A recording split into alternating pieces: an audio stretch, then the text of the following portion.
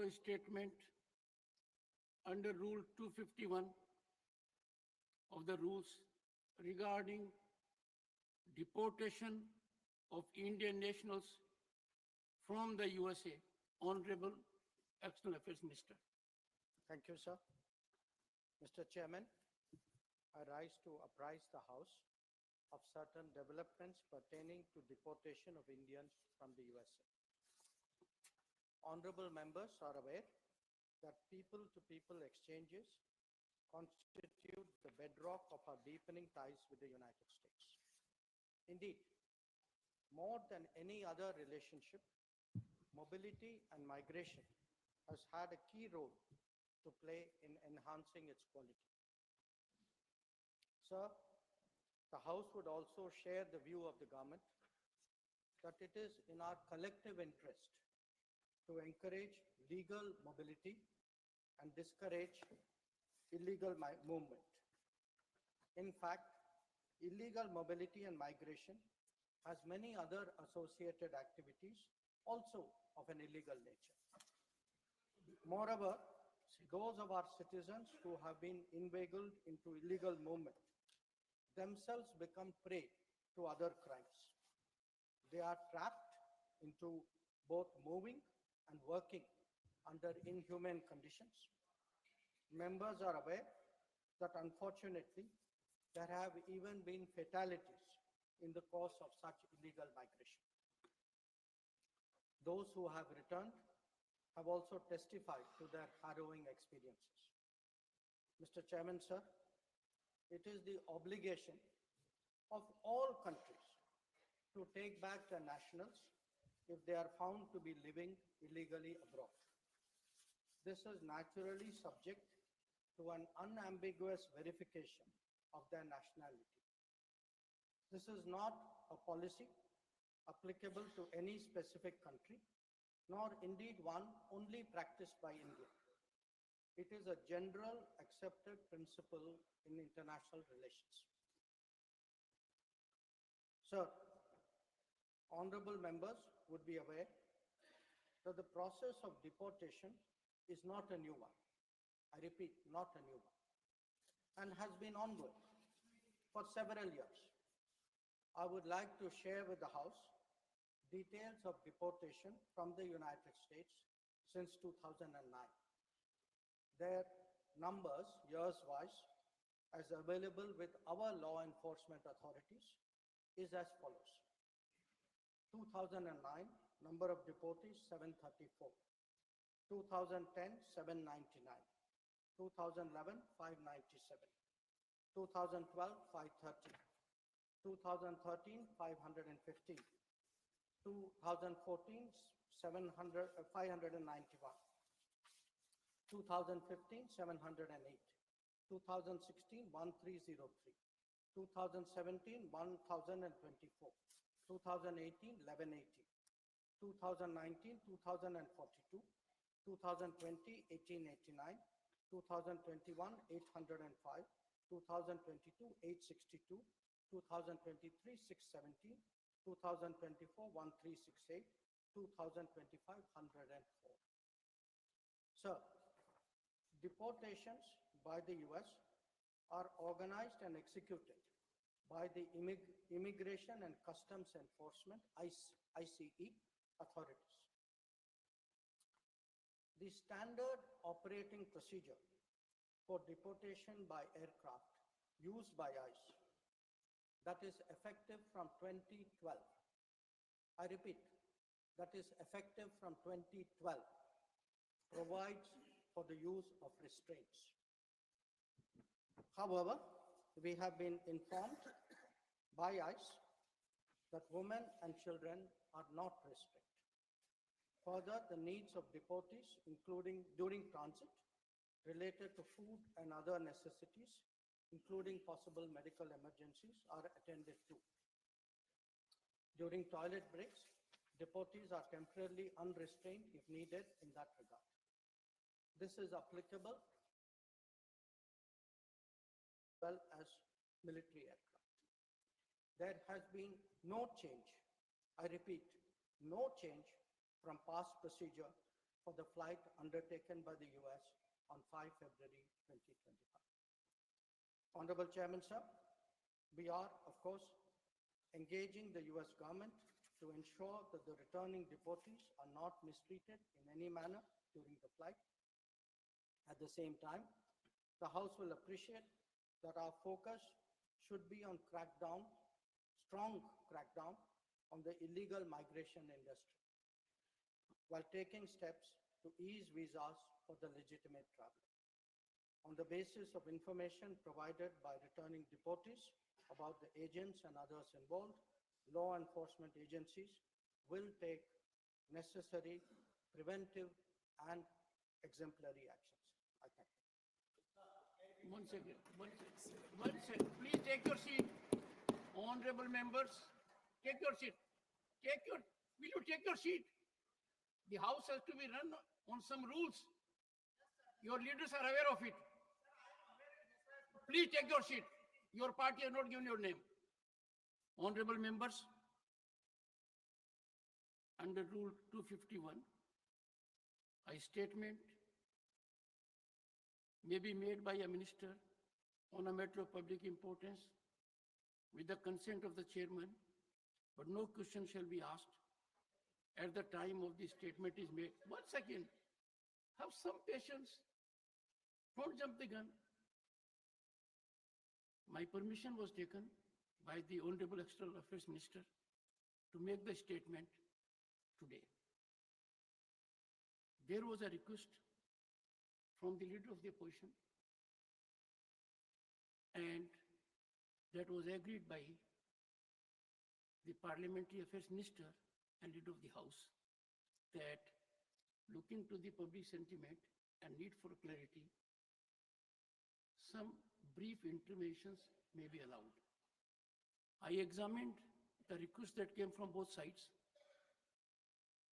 and I took the call that I'll be making a departure that will not graduate to a precedent, and I would urge the members whose names have come to me to make brief interventions up to 3 minutes.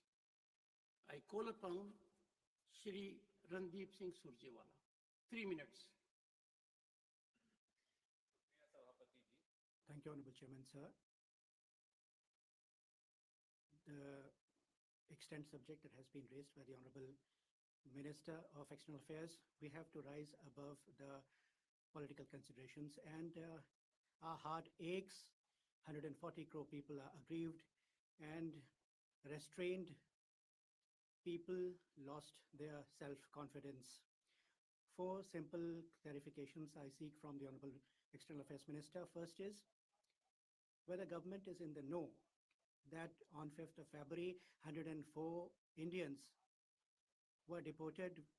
They were restrained.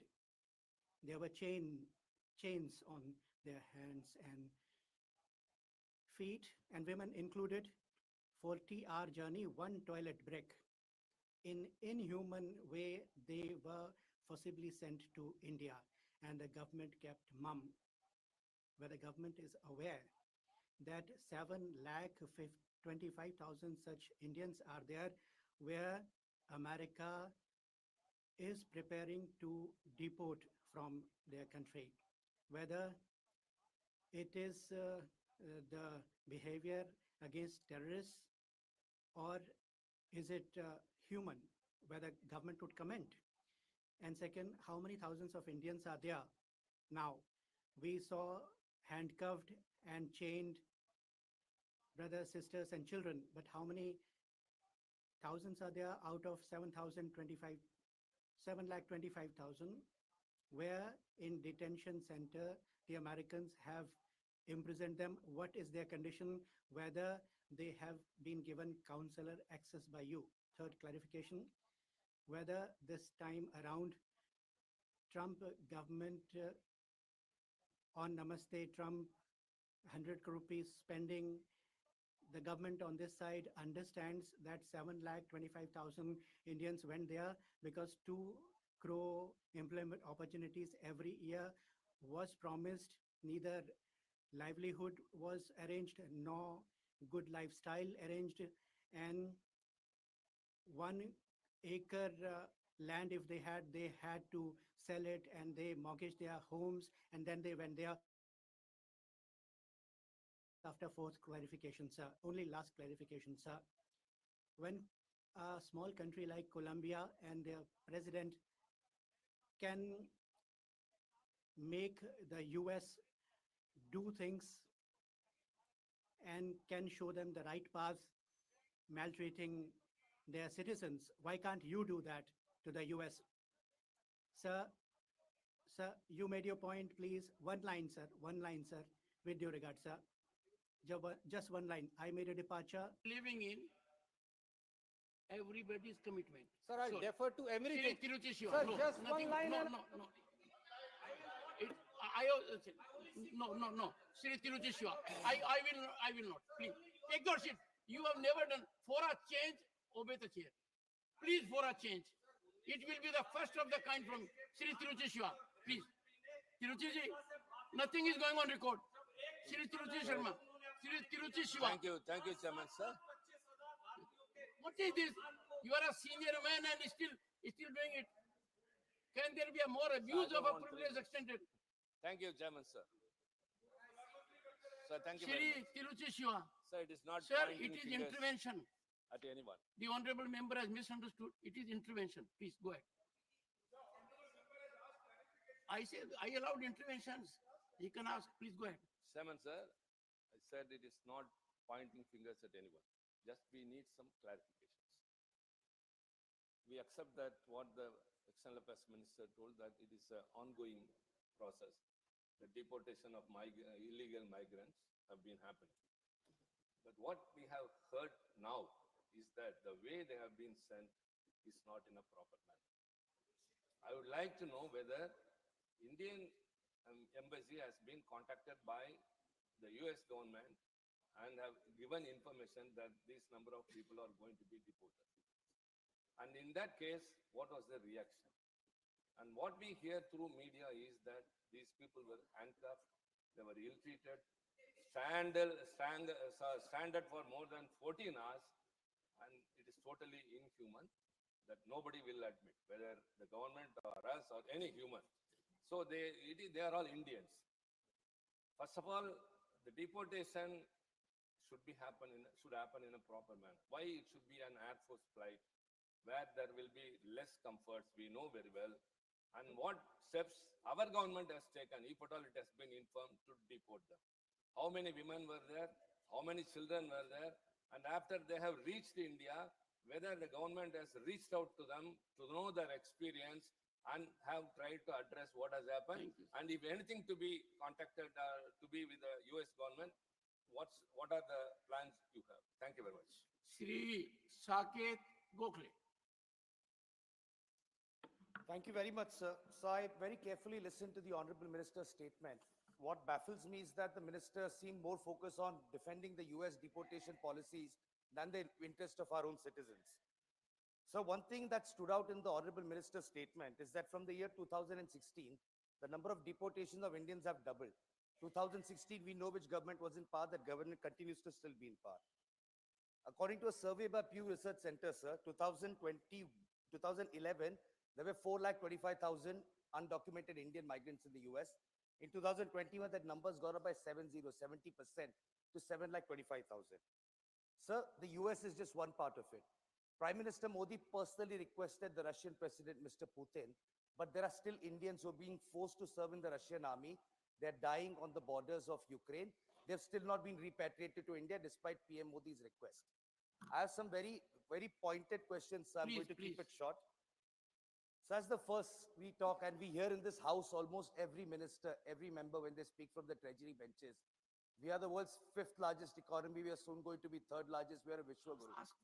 Sir, as a Vishwaguru, I'm asking through you, sir, as a Vishwaguru, are citizens being shackled in chains, their legs being shackled together, being handcuffed, when countries like Colombia, which don't even figure in the top 10, can send an aircraft and bring their citizens back with dignity?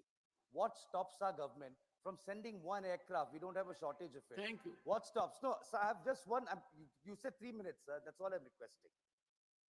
So why have we not been able to ensure a dignified and humane repatriation of our citizens is number one. And number two, sir, the Honorable Minister made a very important point about undocumented migrants facing a lot of risk. The migrants have gone to the US, have gone through the Darien Gap, through the northern border. Many of them have frozen and died on the northern border as well. So the question is, what process does the ministry have? Because clearly there's economic distress. They're running away from the country for search of better opportunities. What processes do we have? Be it Cambodia, Indians are trapped, made to work in call centers in the US. So how is the ministry, beyond protector of immigrants, which doesn't do much, how is the ministry ensuring that so many Indian citizens don't have to risk their lives to run away from a failing economy and go to other countries illegally, sir? Thank you.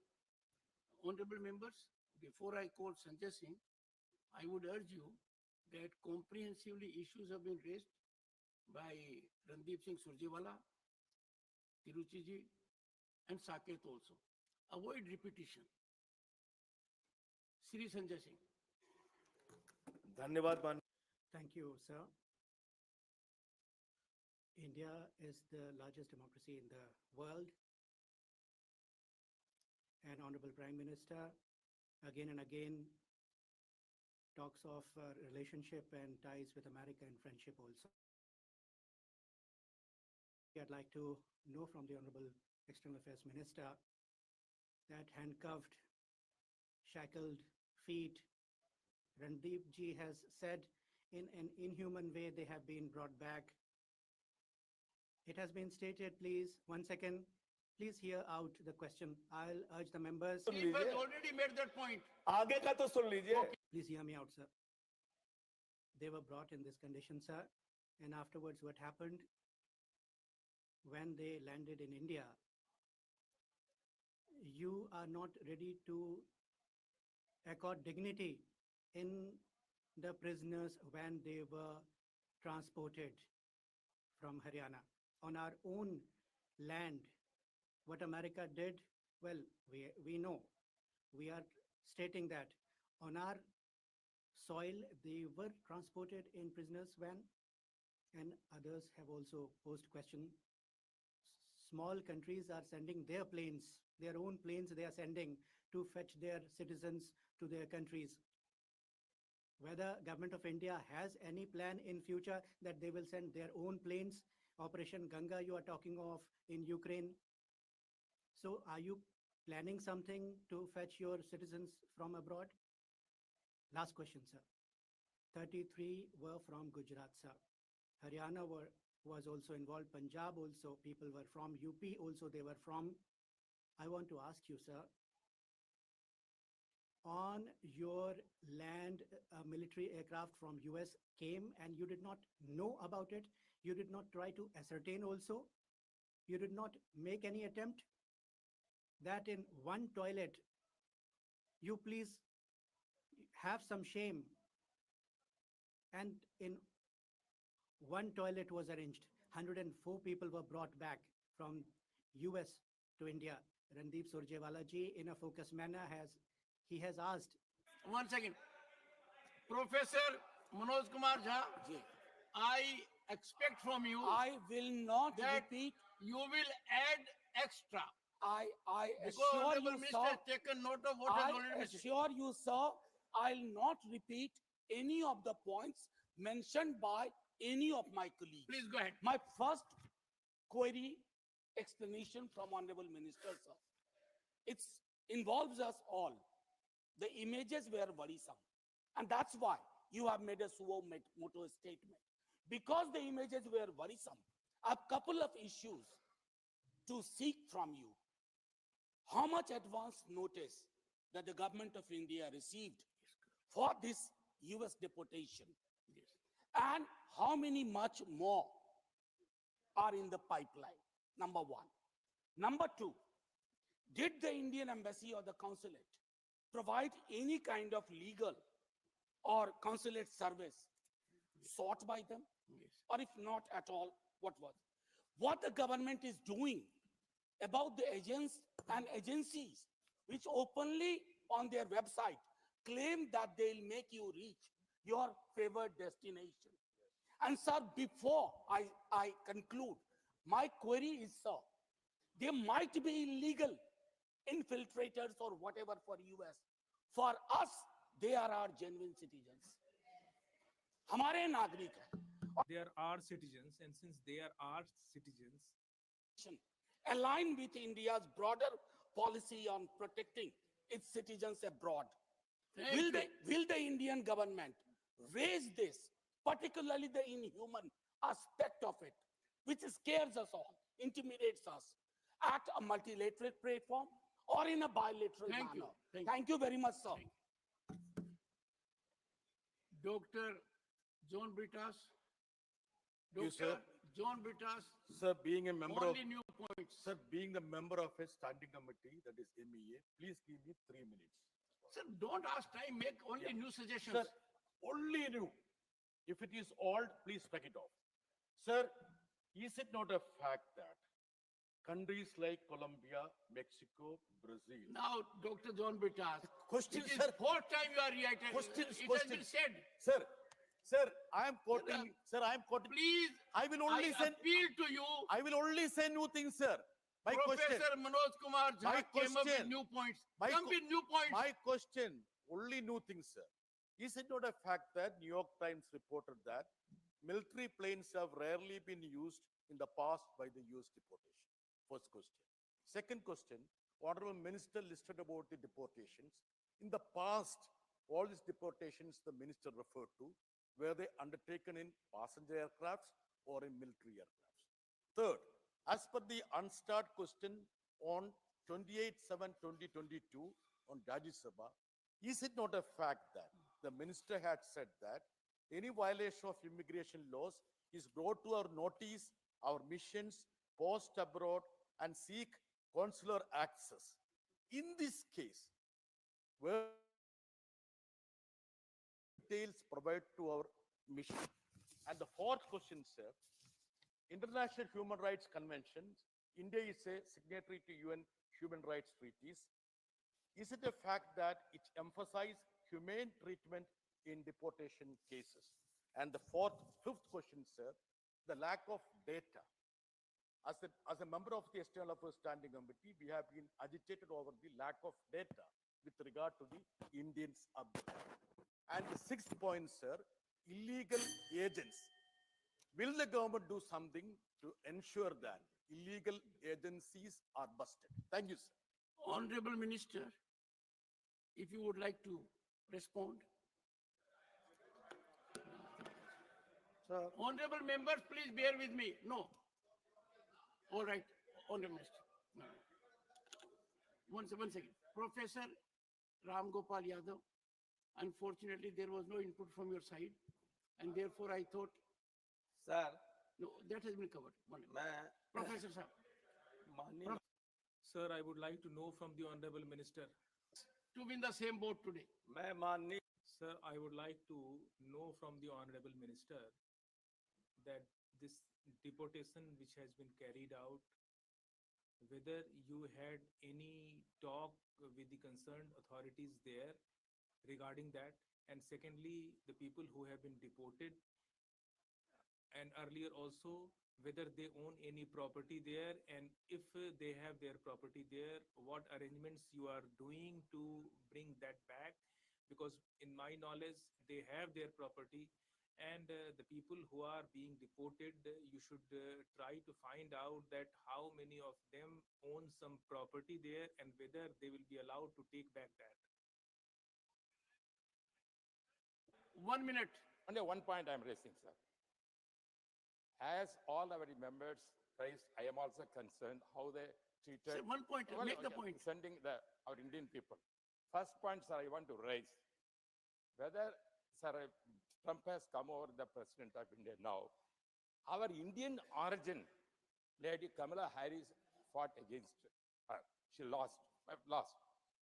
I am fearing she's also Indian, also especially Tamil origin lady. So many Tamil people and Indian people are residing in America.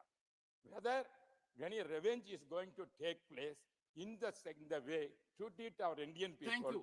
Thank you. Whether Thank should no, this is a serious You matter. have raised the point. Because our candidate Harris Have you has raised it? You have raised the point. contested, You have raised a good lost. point. Okay. Therefore, I want to know whether such kind of Shri further Santosh Kumar, will please. come. Shri Santosh Kumar. I have two clarifications to seek. Number one, Trump will be in power for the coming 4 years. So how many more deportation we are expecting in the coming years? Number one. Number two, there are many households in the US. One second, please. There are many households in US where family members have different legal status. Some of them may be legal, some of them may be undocumented or migrants like that. So do we have any clear-cut data on this family? How many families are like this in US? Thank you. And what about the students of US? Thank you. Shri Sanjay Raut, briefly, 1 minute. Sir हम ये Sir, we understand that Donald Trump is a friend of our Prime Minister, but our Prime Minister is going to make a visit to US, and his tour has been fixed. And before his tour, the way people of our country, they have been deported, I wanted to know from the Honorable Minister that about 18,000 people they are sending back. Whether Modi ji, when he will be there in US, whether he will have any positive engagement about these 18,000 people with Trump administration. Just one query. Sir, is it true that the US President Donald Trump has signed an executive order to cancel student visas for non-citizens participating in protests related to the Israel-Palestine conflict? Is this true that the United States of America, who calls themselves the sole custodian of human rights and democracy, is doing this for protesting? What is India's stand on this? Thank you. Honorable Minister. No. Honorable Minister. No, Thank no. you, sir. I have given one party. No, sorry. Please. Uh, No. Honorable Minister. Sir, a No. number of No. number- Honorable Minister. yes, sir. Only Honorable Minister. Please go ahead. A number of members raised issues which you pointed out were repetitive. Okay. In some cases, it will reply to multiple members. Okay. So the first issue which was raised by Mr. Surjewala, he said, do you know that 104 people were brought back yesterday? Of course we know. We were the people who verified the nationality. We were the people who gave the aircraft clearance for the flight to know. So yes, I know 104 people came back in 2014. I also know that 5 to 7 times that number came back in 2009, 10, 11, 12, 13, 14. So let us not make out as though this is something which is a new issue. This is an issue which was happening earlier. Second issue, sir. Many people ask me, where did we have consular access to these 104 or others who are in detention? In many cases, sir, consular access, embassy would like to have consular access to any Indian national, but that national has to request consular access. In many cases, they have not requested, so we were not aware. But in every case, we have obtained passport details, we have checked the verification, we have ensured that they are Indians, and we have had contacts to ensure that that is the case. Then, sir, there is the next issue. After their return, are we making an effort, which Honorable Member Tirchi Siva asked? Are we making an effort? Yes. In fact, that is why the authorities have been given instructions, and I would urge Honorable Member Sanjay Singh not to misrepresent that instruction. They have been given instruction to sit with every one of the returnees, find out how did they go to America, who was the agent, how did this illegal industry happen, how can we take precautions so that this does not continue. We have been very, very, I would say, sir, sympathetic and solicitous to the predicament of people going. So I do not want the House or the public to have a wrong understanding of how they were received. They have come through a very difficult experience. They were misled by agents. I will come to the action issue after this. Then the question, sir, I think one member raised saying, the numbers went up after 2016. Sir, I was very, very bureaucratically correct. I took a single Sir, source. what is meant by bureaucratically correct? So, which means I followed the bureaucratic database to ensure that I gave before the House a very, very similar comparable number from the same database. So, sir, as a healthy practice, let everyone follow the bureaucratic practice. Yes, sir. Go ahead. Now, sir, what I do want to say, actually, if one looks at the Homeland Security data, sir, the Homeland Security, the American Homeland Security Department has a report about aliens removed by criminal status and country of nationality. For India, actually that number is I'm 860. shocked. I allowed indulgence. No, what is this? You are not listening to the Honorable Minister. No, I'm so sorry. Please. Honorable Minister, Yes, I'll be careful next time. sir. I'll be careful next time. Uh, Take your seat. Sir, the Honorable Minister. Homeland Security Department data actually shows prior to 2014, their numbers, American numbers were actually close to 1,000. The numbers I have given, sir, as can be seen in the statement, are from the Bureau of Immigration. In many cases, possibly because if they were not issued emergency certificates, they may have been treated differently. Maybe they went to some other country. So I would say we should look at this in a overall manner rather than try to make clever points about which year was a little higher than which year. Then, sir, the issue came about military aircraft being sent. Now, some other members also raised, have military aircraft been sent before? The procedure, sir, is we have looked at deportations for the last 15 years. It is up to the authority of the Immigration Customs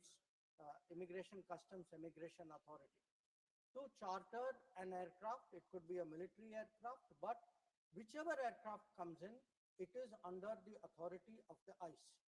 The procedure, whether it was a military aircraft, whether it was a chartered aircraft, was exactly the same.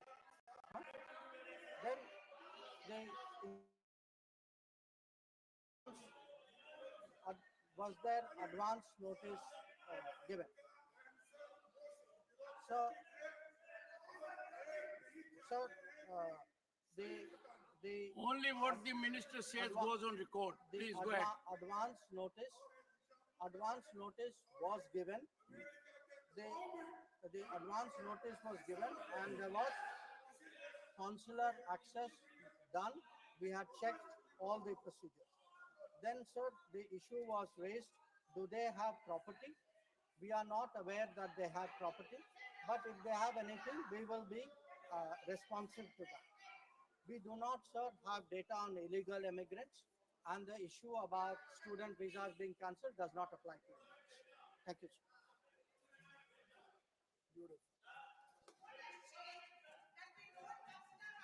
Shri, well, all we can say about the statement of the Honorable Minister is he has been very comprehensive and responded to all issues raised. Shri Abdul Wahab, 5 minutes, not present. Shri Ramji. Sanjeev, okay, you are there. I missed you. Shri Sanjeev Arora will resume to make his address for next 3 minutes. Sir, 3 minutes. when my point was interrupted, I was at out-of-pocket expense, which I have already taken care of.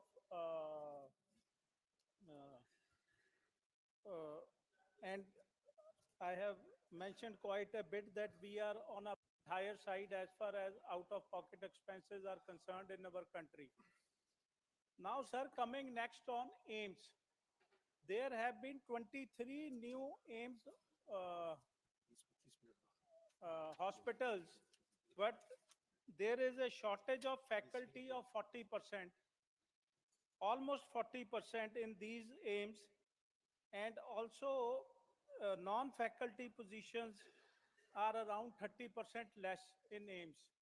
So my request is that if the budget is increased, we can afford to pay them more and get this get more professors, faculty and non-faculty positions for our hospitals. Sir, now coming to regulations on private hospitals. Sir, private hospitals charge arbitrarily across states for one reason, that there is no control over the charges being charged by them. Consumables and diagnostic tests overpriced due to lack of price standardization. Also, it is observed that even after setting ceiling prices in some cases like stunts, knee replacements, the hospital charges are increased. So it comes to same. I'll give you an example, sir. I have bills.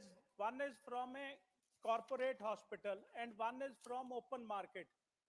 From the open market, the same thing is available for 64 rupees, whereas the same is available in institutional hospital for more than 300 rupees. Because, sir, once you are admitted, you are a IPD patient. Now they may charge anything. There's no one to control.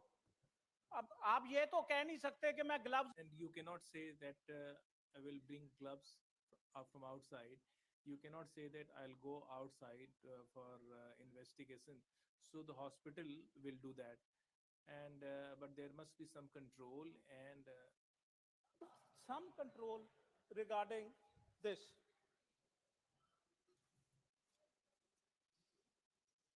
And sir, next ESI. Sir, at presently, under ESI, 21,000 rupees who get are covered. And this has been going for long.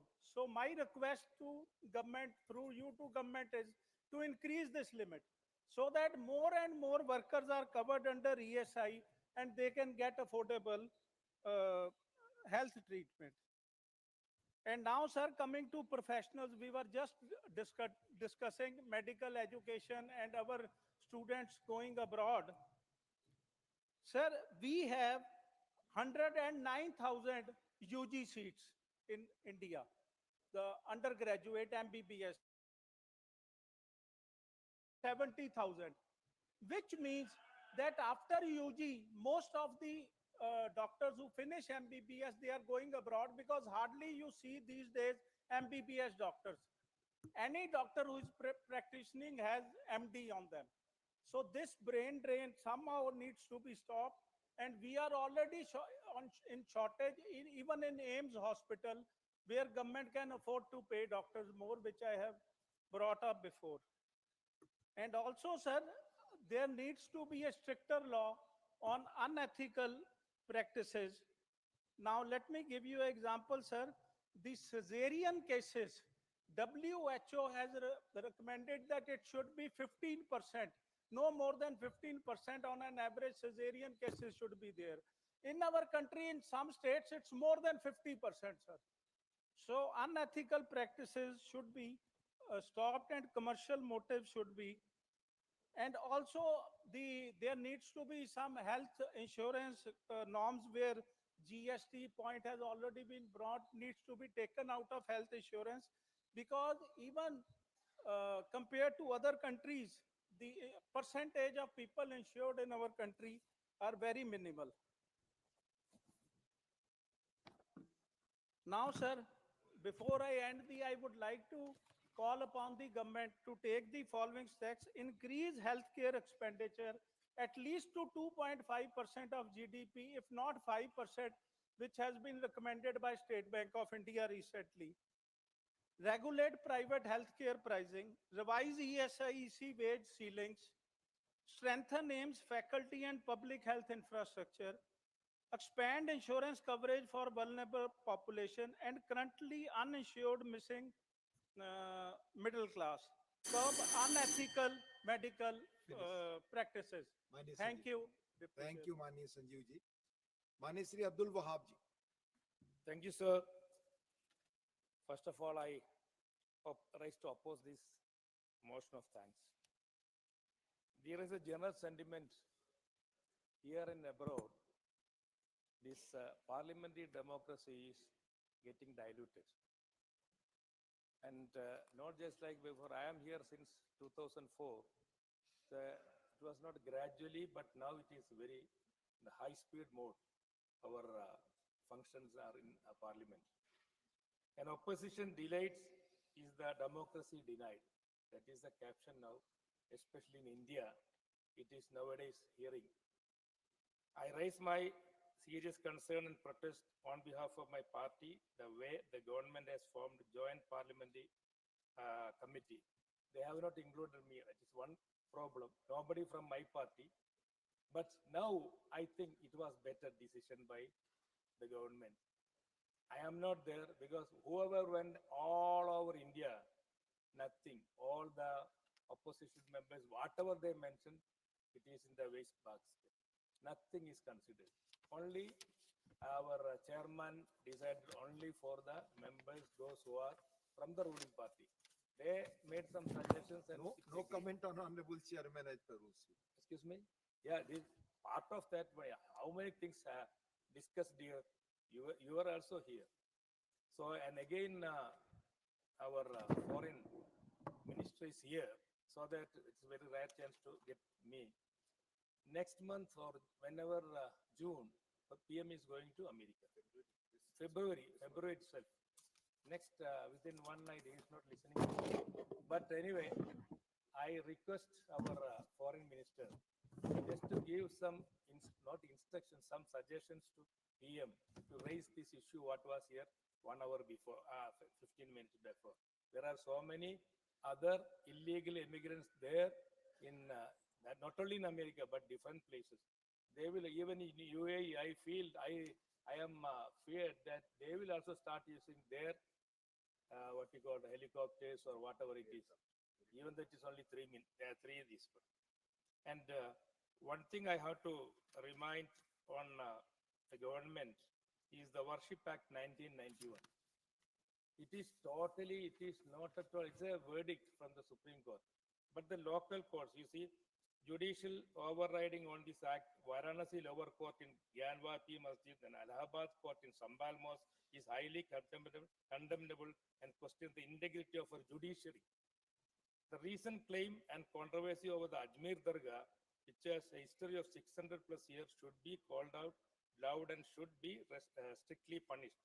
I urge the government, the judiciary to strengthen this act. And a lot of other things are also happening nowadays, especially in budget Kerala. Totally ignored. I can only hear one chairman's state Bihar. No single one word about Kerala. Forget about Kerala. What about Wayanad? The Prime Minister came there and assured the rehabilitation and all. So far in the budget or otherwise, nothing is granted. It is a grave concern for us. Our government, Kerala government, they are also suppressing the Keralites, and you also start suppressing the government. What we will do? They are not giving enough facilities. They are taken money from wherever, and the money what they got in exchequer is not spending. They are finding so many excuses. 700 crore project is there, but state government also, central government also, they are not coming to the Wayanad issue. Maybe because if it is Wayanad is Priyanka Gandhi's constituency, I don't know. This is happening in Kerala and in center. I urge the government, not looking to the Kerala government, please allow some more money for the rehabilitation of the Wayanad or whatever we call that land perhaps. Thank you very much, sir. And I wish that this time you are not interfering in my speech. Thank you very much. I never interfere. I only remind after No. completing your time. You will start Please. from 4 minutes. Please. No. Okay. Never. Okay. Thank you. माननीय श्री बाबूराम निषाद, माननीय बाबू not present, माननीय श्री अमरपाल मौर्य, माननीय अमरपाल मौर्य। धन्यवाद। Thank you, Honorable Deputy Chairman, sir.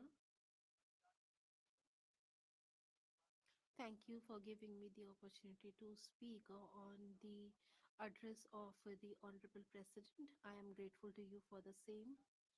Sir, the Honorable President, in her address, had talked about people who are standing at the last in this country, and she said that the development is meaningful only when the last person in the row gets benefited by the government schemes.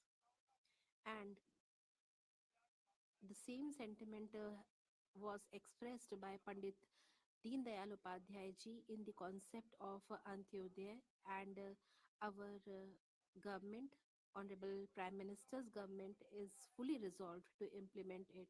When a person belonging to a poor family gets the opportunity to live in a dignified manner, they get a feeling of pride and self-respect.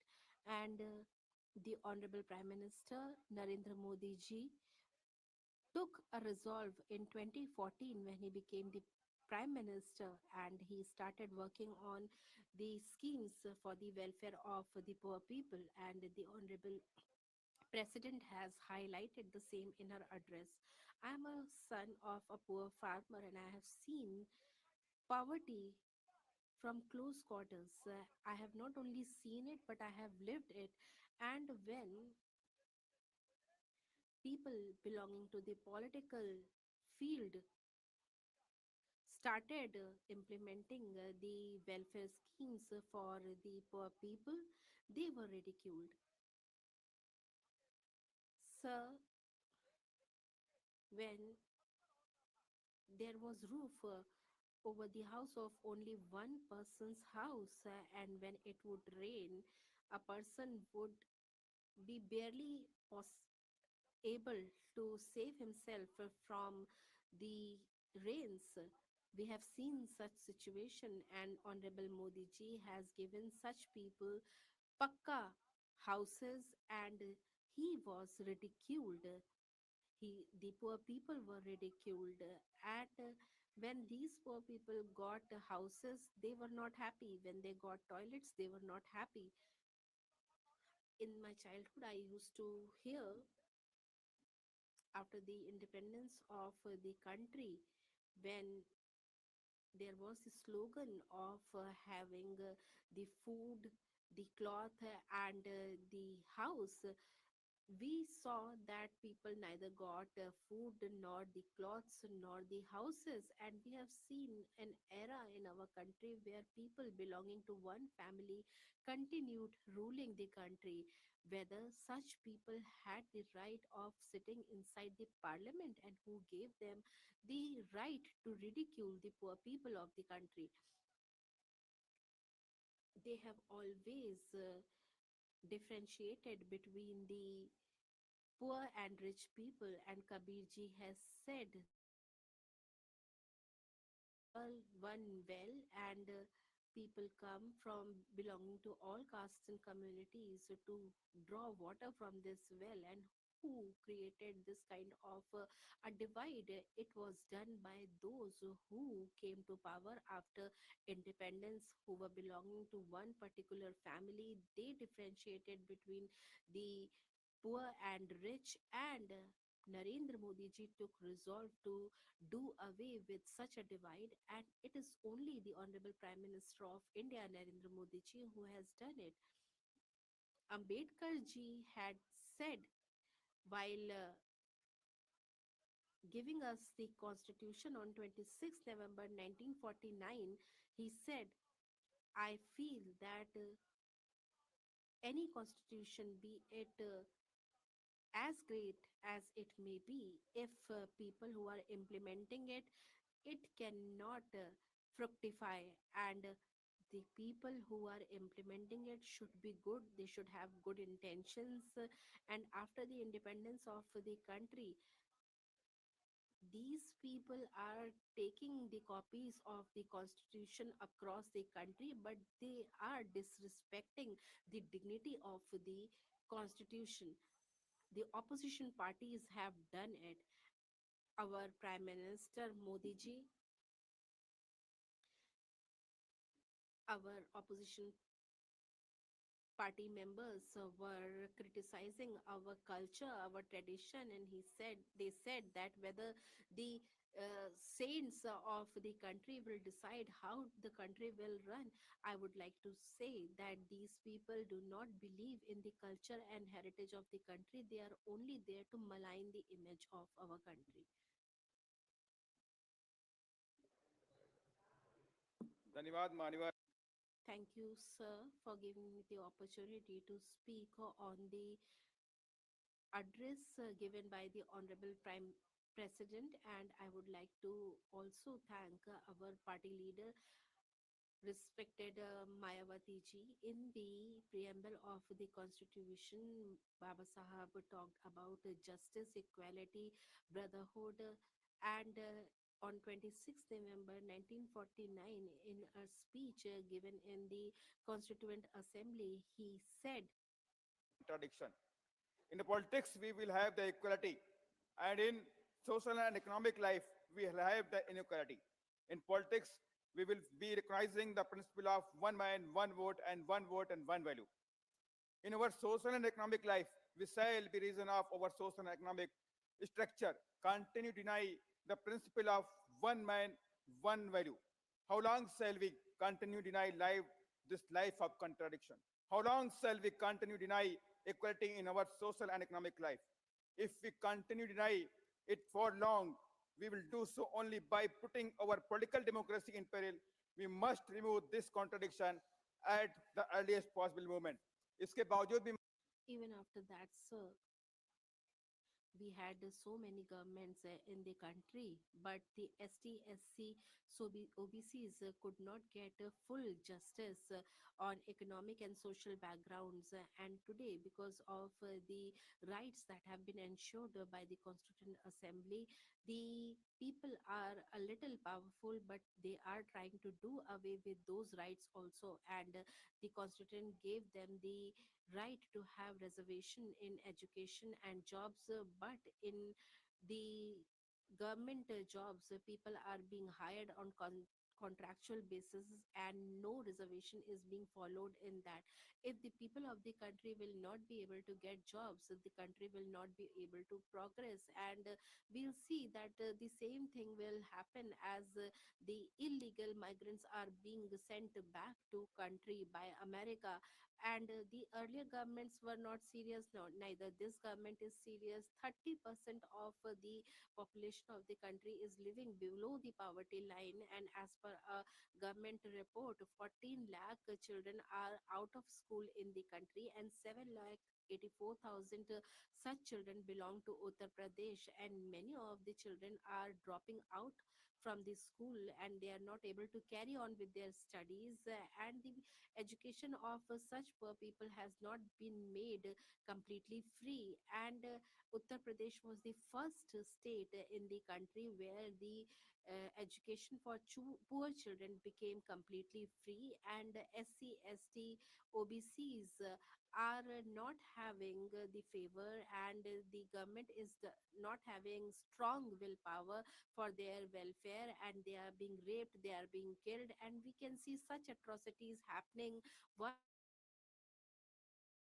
do not even get justice, and there are powerful people, they have interference with the police, and they can pressurize the police to get the report in their favor. And if a person raises their voice against the atrocity, they are tried to make silent.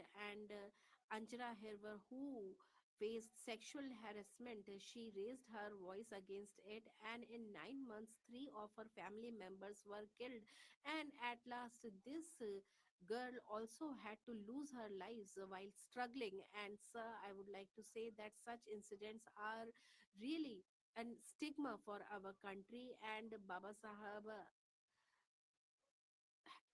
Sahib's statue is being demolished in some parts of the country and people are disrespecting it. I would like to make clear to such people that those who believe in Baba Sahib will ensure that nothing harmful happens to the constitution of the country and also to his statues. And we worship our constitution and it is our sacred book. With these words, I would like to conclude my remarks. Thank you. Sri Lahar Singh Siroya.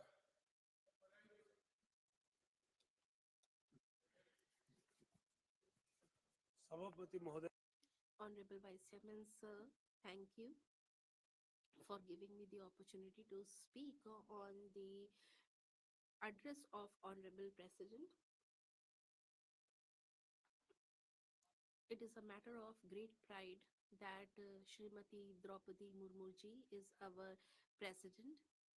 She is the symbol of the true spirit of democracy that is mentioned by our Honorable Prime Minister Modi ji on a continuous basis. It is a fact that she is a lady belonging to a very simple background and she is at the topmost post of our country. It tells a lot about her. It tells about her intelligence, her dignity, her dignified attitude, and she has increased the dignity of the post that she adorned.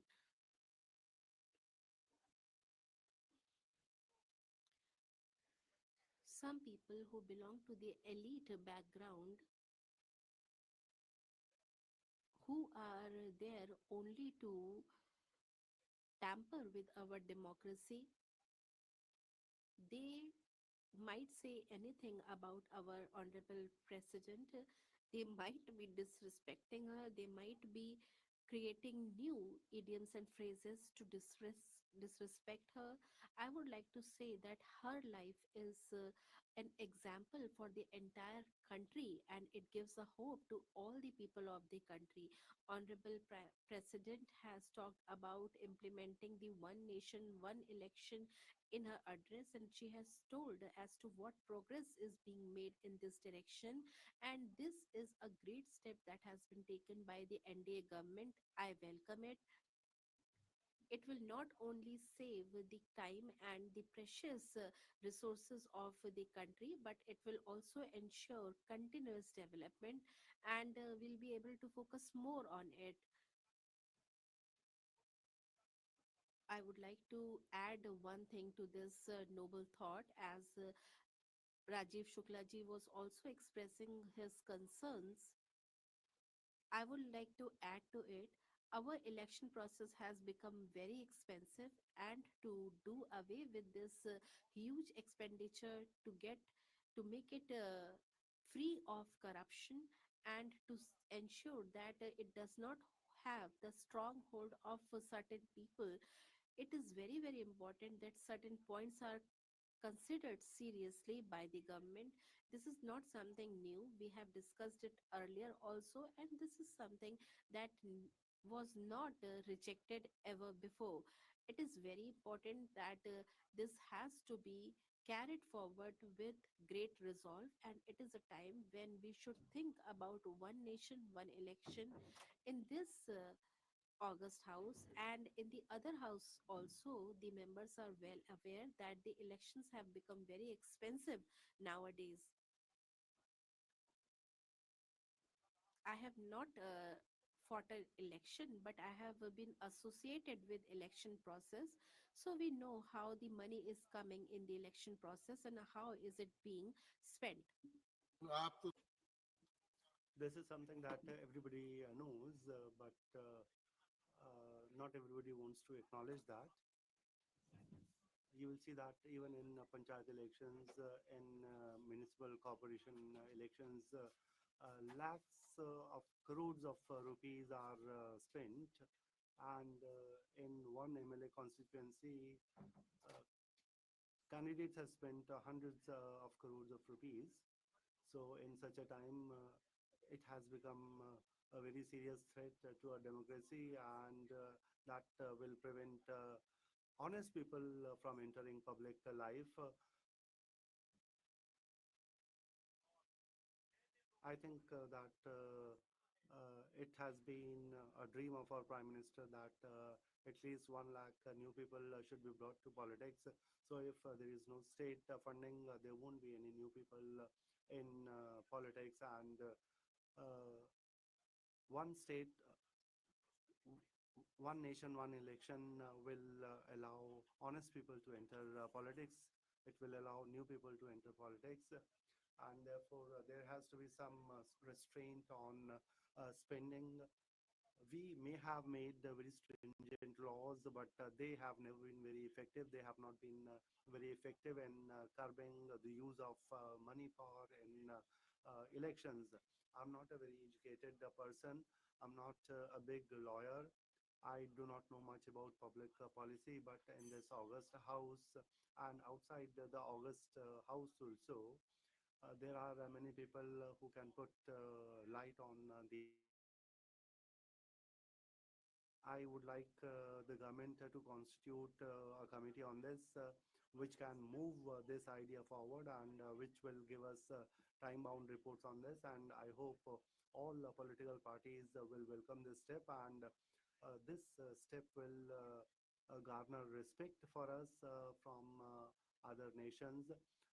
Committees like Dinesh Goswami Committee, and in 1999 also there was a committee which was constituted. There may have been other committees also, but what is important is that all committees have given positive recommendations on this. When this idea was deliberated at the time, the amount that was spent on elections was not much, but now what is happening is that lakhs of crores of rupees are being spent, and we must have one nation, one election law in the country, and I hope that all political parties are going to support this, because all of them are concerned with this issue. With these words, I would like to thank you for having given me an opportunity to speak. Thank you. Dr. Dinesh Sharma. Dr. Dinesh Sharma. Not present. Srimati Jaya Bachchan ji.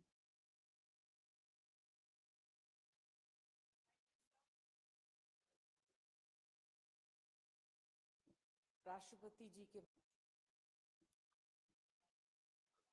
I would like to thank you for having given me an opportunity to participate in the discussion on motion of thanks to the President's address. First of all, the people who went to Mahakumbh and were not able to return, I would like to pay my tribute to them. Sir, the Honorable President in her address talked about women empowerment. That is a very good thing. And I feel proud that the first citizen of the country is a woman. The finance minister of the country is a woman. And there is a state which is very aware. The chief minister of that state is a woman. And a very senior member of this house is a senior leader of a national party, and all the women who are sitting here as representatives of people, I feel proud of them because they have reached there after a lot of struggle. But sir, what happens is that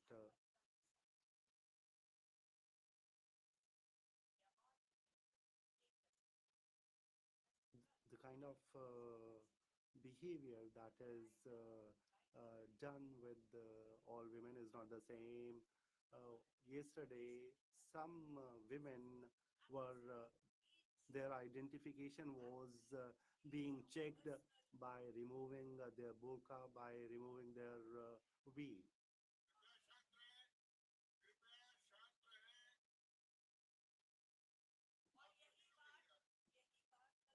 And this is what happened in Delhi yesterday. So those who were not wearing a veil, there was no investigation. But if you are wearing burqa, it will be seen whether you are a woman or not. She has a right to speak. Please allow her to speak. In my family, where I was born, we are three sisters, and I'm the eldest one. And the family where I was married, there is no sister, but women are given equal respect, and because of that, I'm here. My first child is a daughter. My first grandchild is a girl. And therefore, I can understand, I feel it very good that the women who can take care, they are coming. All the women who are sitting here as MPs, on behalf of all of them, I would like to say a few things. If you agree to that, I'm not saying anything against you. I'm saying this because I treat you as myself. Some days back, there was a comment, you may be. It's not me. We are. इस तरह की tip Such a comment, such a remark, making a comment wrong. A woman may belong to any party, but I would like to quote two lines of Bachchan ji, and she used to always say, on behalf of all the women MPs here, I would like to quote those two lines. Do not ask me when these lines were written, when these lines were quoted. We are not fond of becoming famous. We are not fond of becoming famous. All you men know us, that is enough for us. Thank you.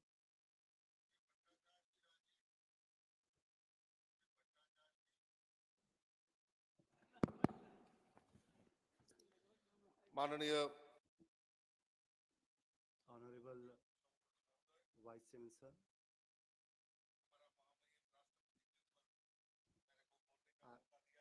you have allowed me to speak on the motion of thanks on the President's address. I would like to express my gratitude to you for that. Through you,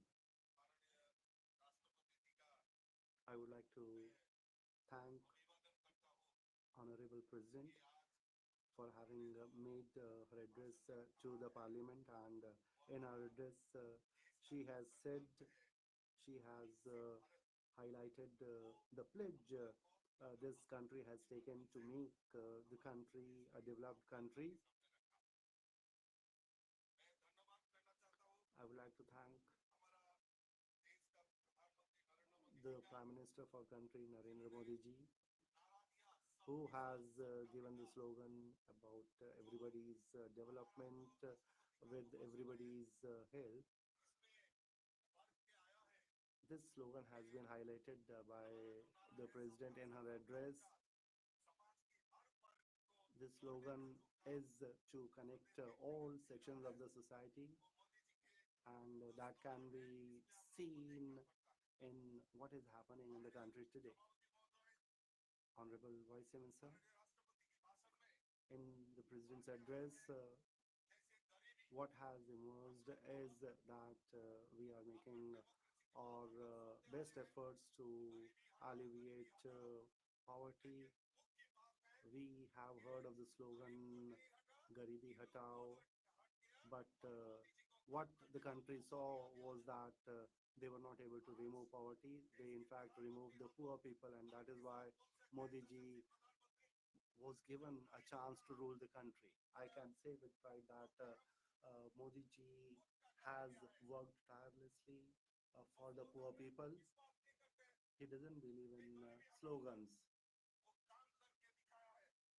He has proved this with the work that he has done, and I can say this with a lot of pride that 12 crore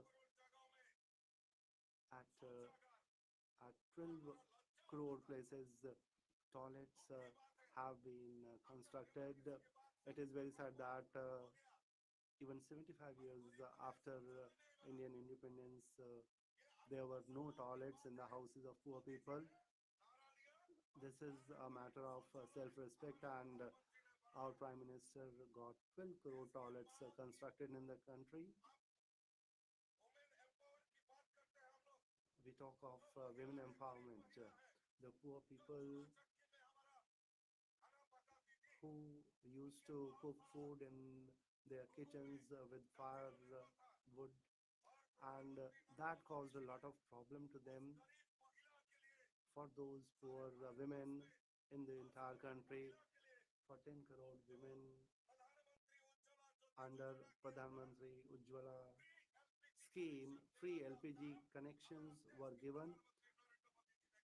This was done by the Prime Minister of the country, and we are very fortunate that the Prime Minister of the country, Narendra Modi ji, since Corona period till date, 80 crore of people are being given free ration, free food grains.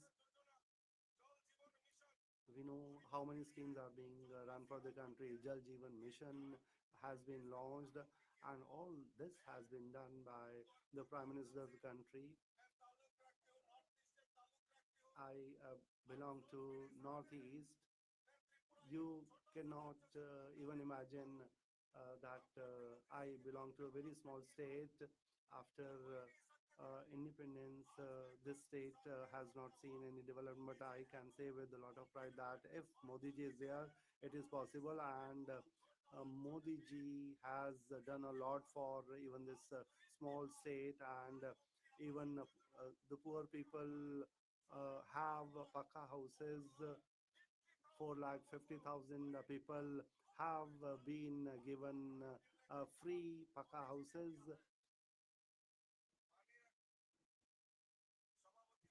Honorable Vice Chancellor, today an honorable member was speaking about health issue.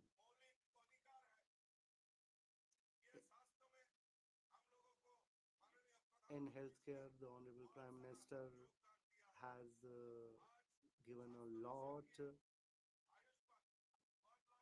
Under Ayushman, 1,75,000 Ayushman Arogya Mandir have been established, and the elderly people in the country, the poor people, and the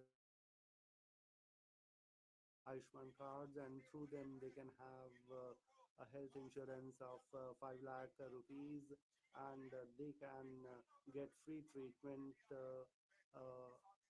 And I would like to thank Honorable Prime Minister for that. And there is another very serious problem in the country, and that is TB.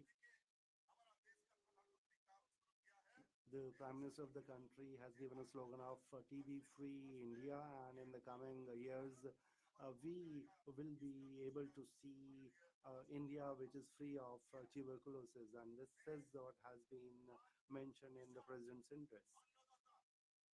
Let me now talk about farmers.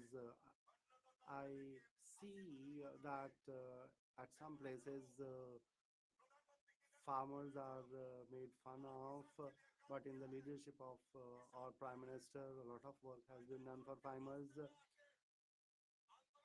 Earlier, farmers used to agitate on roads, but today, in the leadership of Modi ji, farmers are working in their fields instead of coming and agitating on the roads, because farmers know that there is MSP, and they are going to get their remunerative prices.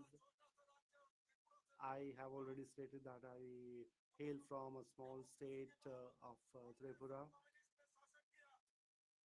The communists and Congress have ruled that state, and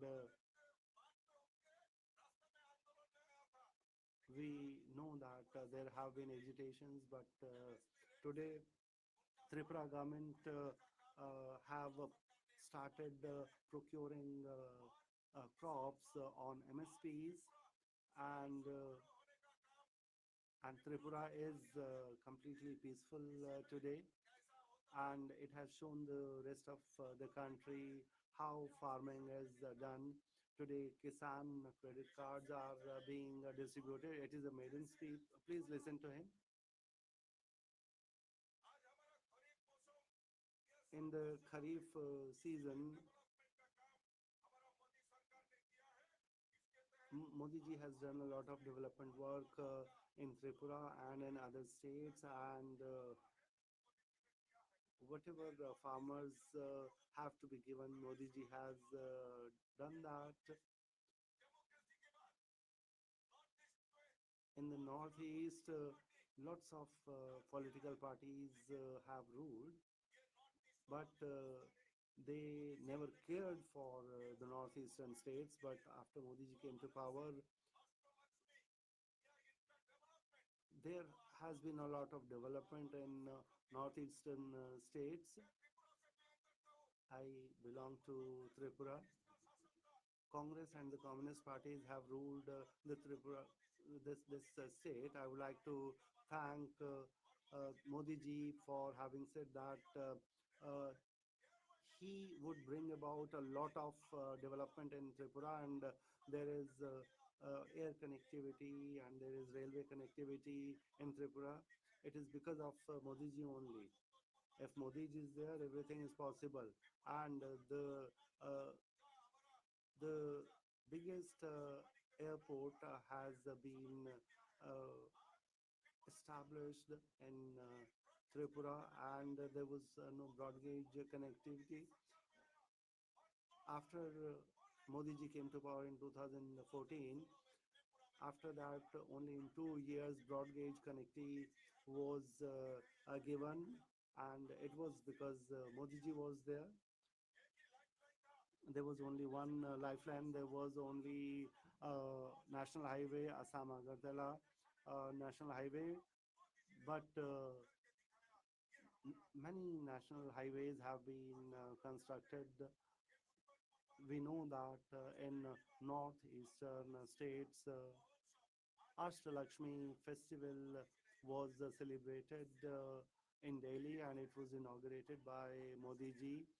That has inspired us, and we are fortunate that all the northeastern states are being given a lot of importance, and these northeastern states are being recognized not only in India but by the entire world.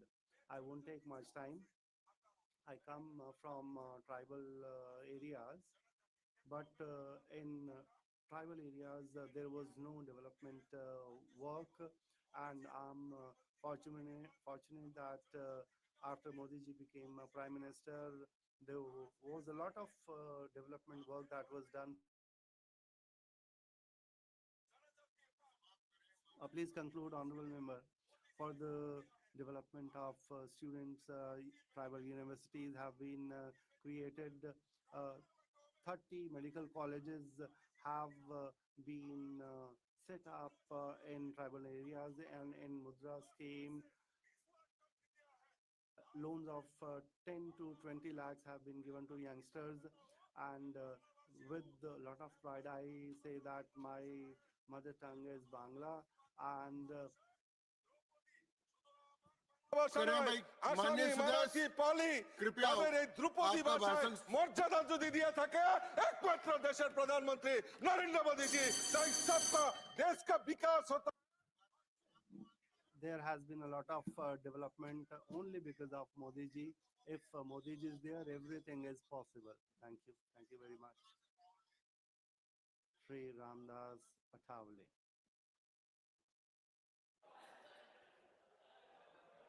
सभापति महोदय, Honorable Vice Chairman, sir. We are discussing Honorable President Madam's joint address. And sir, here we are in this upper house of Parliament. We have to develop our country, and for that, we need to have commitment. We need to have vision. Congress is not having any vision. They are also devoid of any mission. They were only having corruption. Sir, Congress was always complicit in corruption in the name of poverty alleviation. They have eradicated poor as well. And so we in the leadership of Modi ji have brought out 25 crore of people out of BPL. So they have also done rumor mongering that the constitution will be changed, and Sir, Congress party is very adept in such rumor mongering, sir, because we know that in this country constitution cannot be changed, and Honorable Modi ji has vowed before constitution, and he always respects, always keeps Baba Sahib Ambedkar in highest honor, and he has done everything in that regard.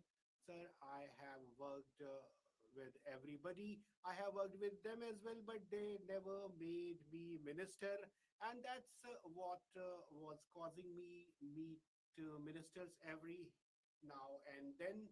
And so we have every institution here, we have everything here. And in Mumbai, sir, 3,600 crore were the NTC land was given, and for the memorial of Baba Sahib Ambedkar, this land has been provided at the cost of 3,200, and works worth of 1,200, 1,300 are being effected there, are being implemented there. So, sir, because Modi ji has now become Prime Minister, and these people were doubting that, I even at that point of time was knowing that he will become Prime Minister of this country, and because they have all colluded for removal of Modi ji from the government, from the post of Prime Minister. But sir, see what is the fate of their coordination, what is the fate of their coalition now. AAP is and Congress, they are working against each other. And if people come together, sir, if people are in unity, then sir, we are happy. We have having no qualms with that. And as we know that me being here, Honorable Modi ji being here, we will not leave this place until these powers are eradicated. And in this presidential address, sir, we have seen that it has given a new awakening to whole of the country. And but sir, in 75 years of Congress regime, they have only caused slumber, they have only caused fraud to the people of this country. Sir, Honorable Modi ji has gone for eradication of corruption under his regime in last 10 plus years, and even ministers are working overtime for every given task, sir. Everybody is now getting social justice, and that is what is causing peril, that is what is causing difficulty to opposition parties, because they are finding themselves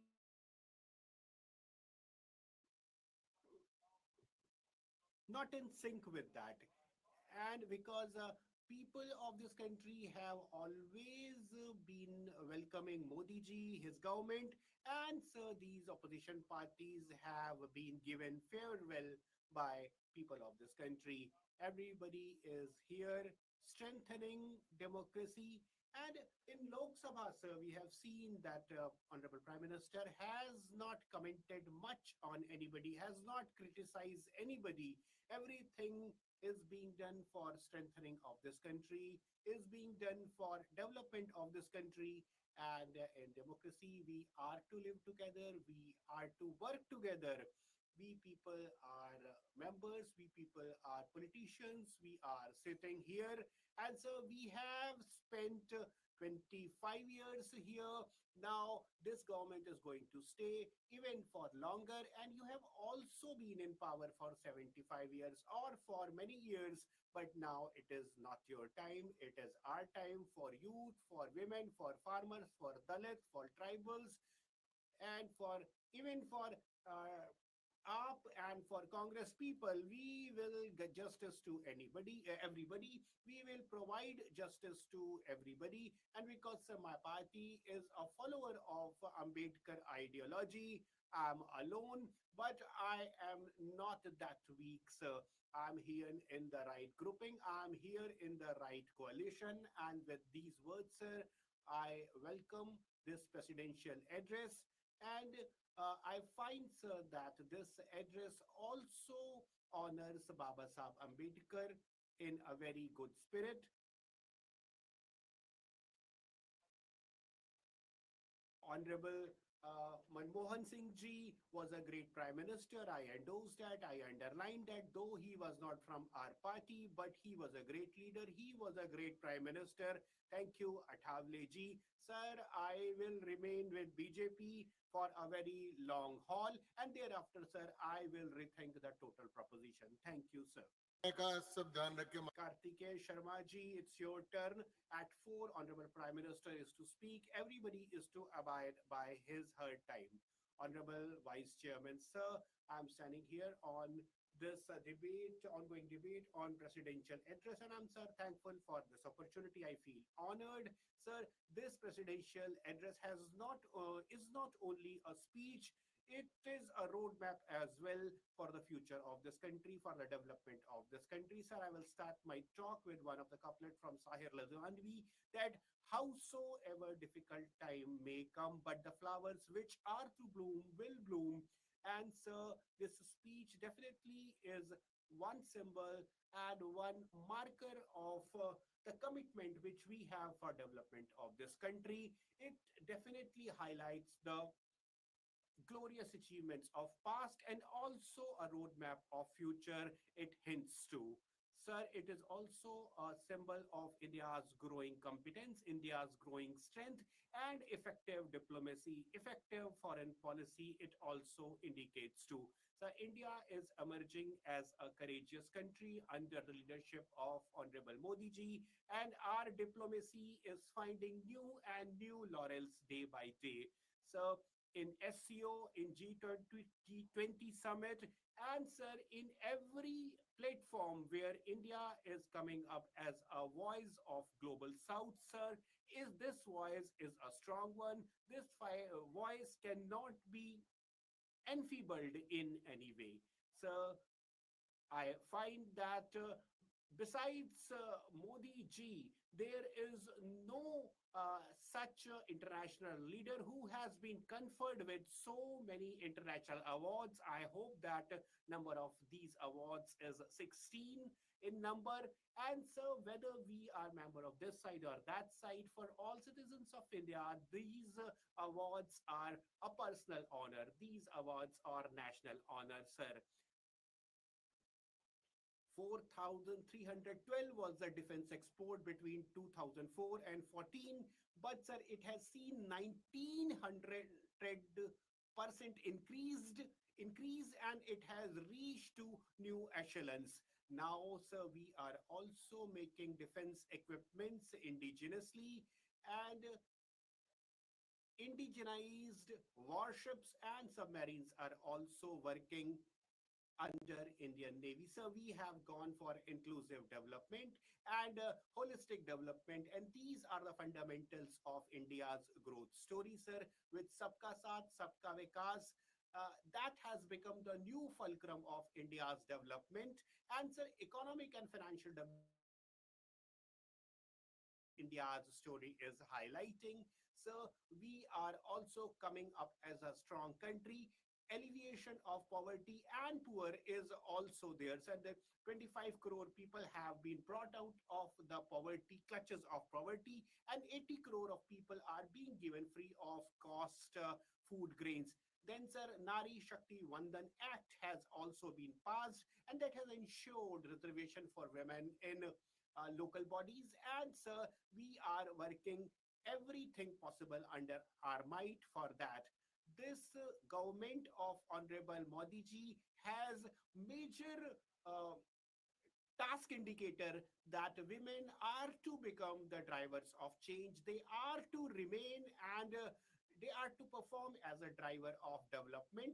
And so, with that purpose in mind, we are going for women emancipation, women empowerment, whether it be drone didi, lakpati didi, or the direct benefit transfer to their accounts. We are working everything possible for that. Then, sir, we have Prime Minister's youth scheme as well, which is known as Pradhan Mantri Yuva Yojana, and more than 1.5 lakh new startups have been registered in this country. 10 lakh government jobs have been created as well. 404 seats were given by this country in 1984 to a young prime minister. A telecommunication, a technological revolution was expected at that point of time. That was an opening word, sir. That was a word which was hoping liberation, but sir, that opportunity was lost and that opportunity was not exploited. Sir, even after those 404 seats, you were lacking opposition, was lacking political will.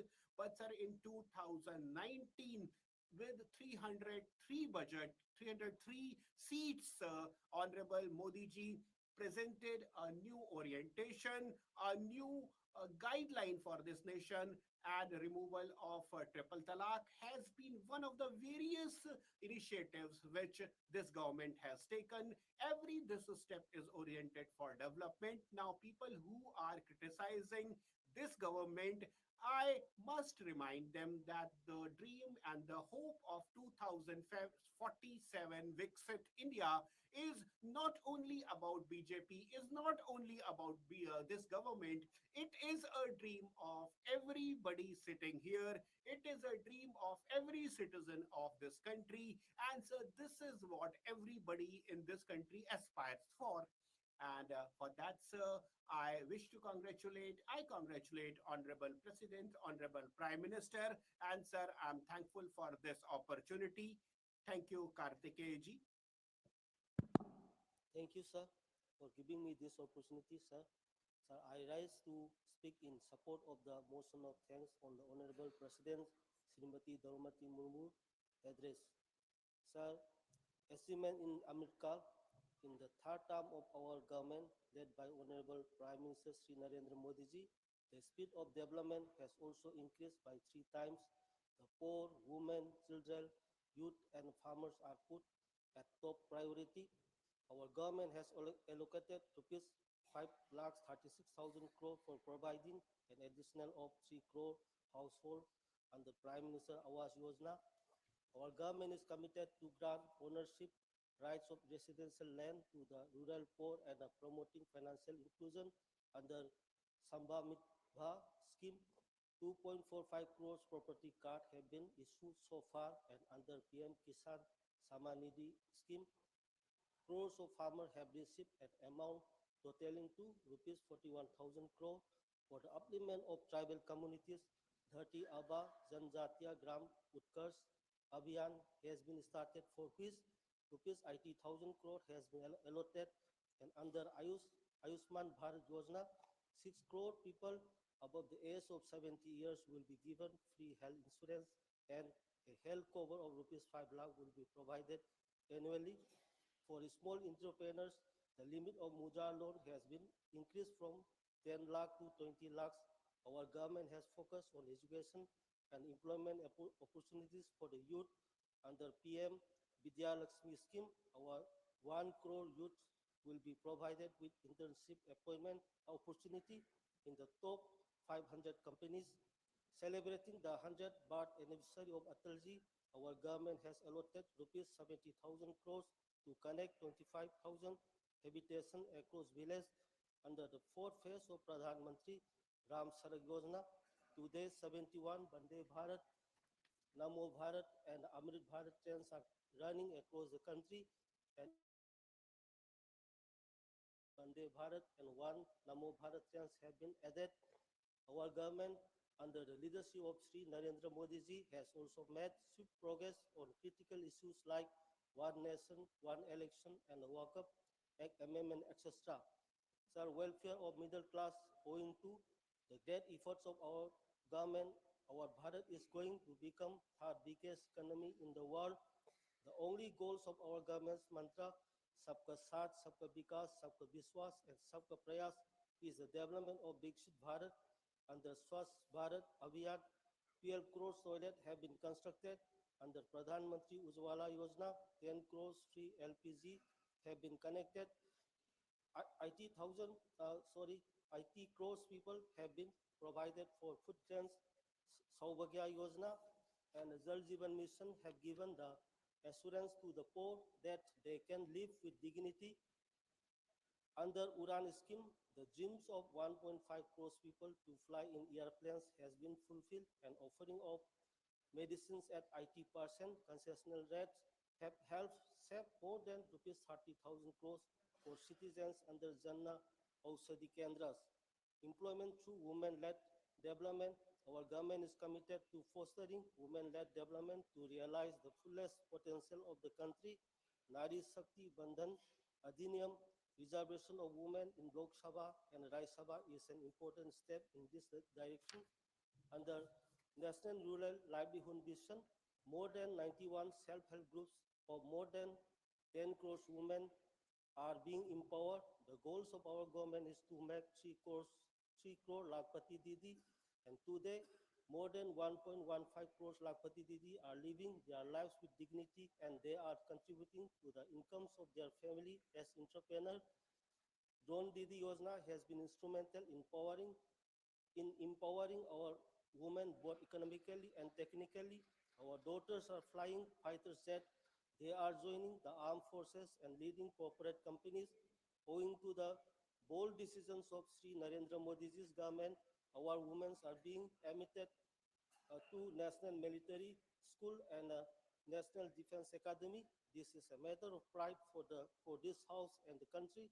Daughters of these nations are filling the whole countries with pride by bringing medals in the Olympics. Education reforms and steps towards innovation. Our government has established a modern education system for our students through National Education Policy 2020. Opportunities for learning in, sir, 1 minute, sir. Sir, 1 minute, sir. Sir. Please conclude, Honorable Member. Madam Mahua Maji. Madam Mahua Maji. माननीय राष्ट्रपति Thank you, sir, on presidential address and on the Thanksgiving motion, which is being debated here, sir. Honorable President has referred to Baba Sahib Ambedkar and all other members of Constituent Assembly. Everybody has been saluted there, sir, in this speech. And 15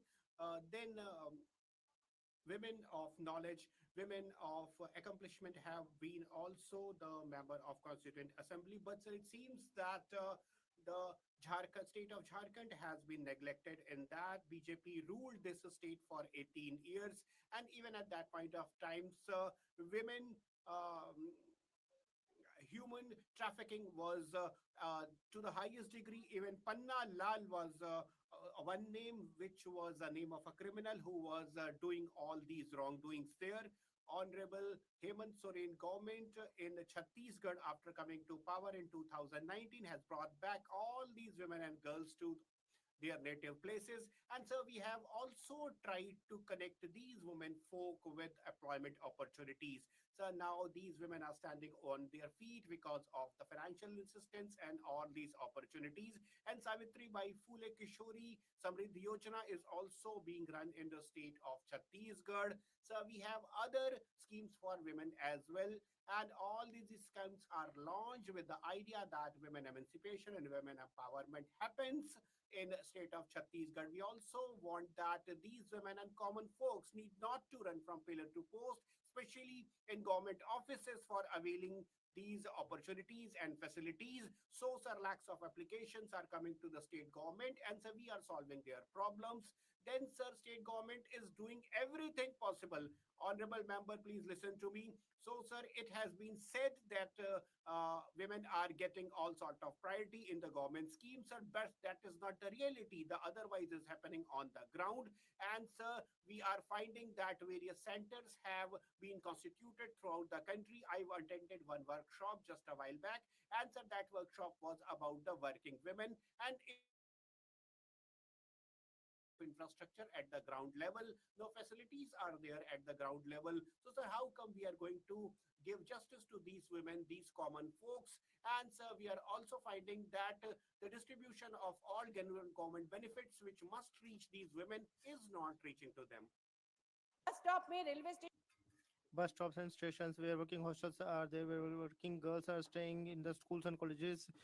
There should be CCTV installed everywhere, and the money should be utilized properly. And I think that would help in reduction crime against women. And I think that the policemen who have been deployed for women safety, you should think about them. There are no barracks for them, and all those policemen, they have to stay with the policemen. All those ladies police officer have to stay with them, and there is very difficult situation for them, and they don't have separate toilets. And why you are not paying any attention on this?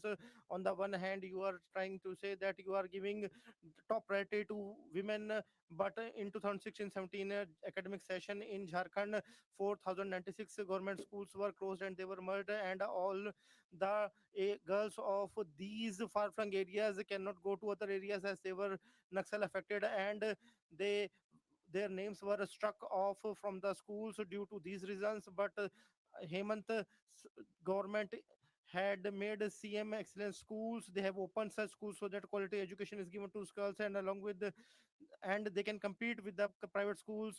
And for stopping the human trafficking, they have taken a lot of steps. And Hemant Sorenji has also opened the Munda Overseas Scholarship, and 50 tribal women, girls and boys are sent to London School of Economics on government expenses. And University of Warwick, University College of London, University of London School of Oriental and African Studies, and various other universities are there where the students are sent so that they can also become empowered. And you said that your government is working in the sector of nuclear energy. Whether your government has thought over the ill effects, and where the uranium stones are kept and dumped over there, and if you increase the nuclear energy, you need uranium, and when the rainwater falls on it, it goes to the Goro river,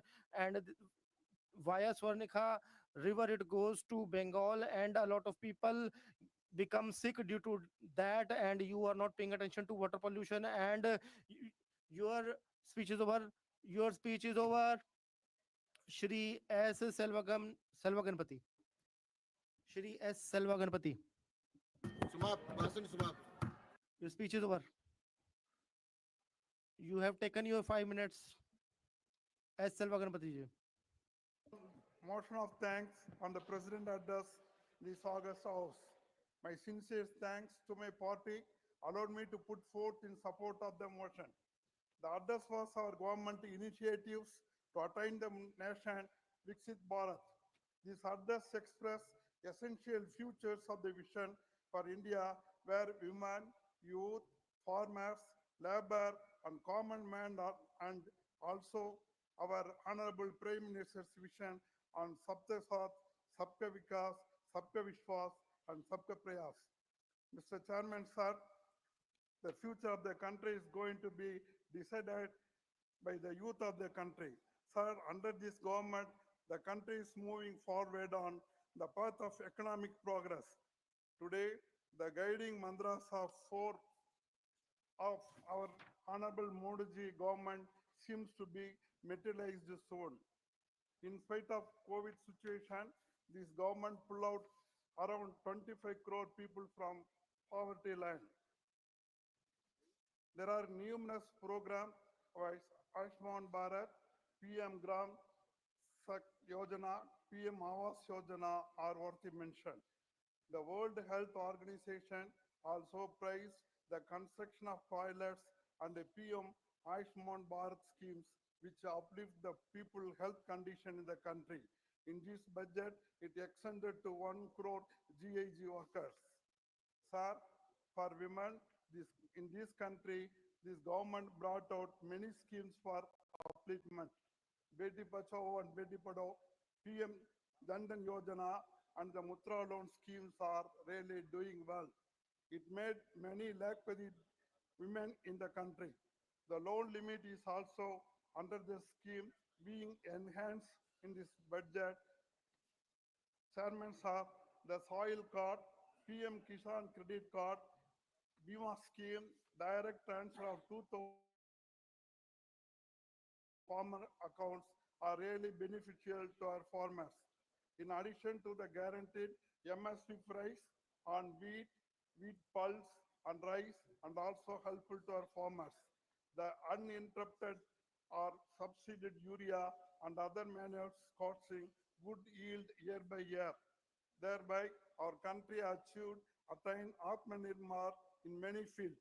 This government also brought stringent measures which on engaging boarding and black marketing of agricultural products. The timely imports and timely export curbs also helped in stabilizing the price of commodities in the country. Sir, the Startup India brought hope among the youth entrepreneurs. The successful top startups made youth millionaire and billionaire. The present day youth, instead of seeking employment, create employment in the country. Many IITians, IIM are engaging startup projects in all fields like agriculture, commerce, service sector, and also space and defense sectors. Sir, the Stand Up India scheme, particularly to the SC/ST women, the result is enormous. It brought changes in village commerce like handicrafts, homemade products.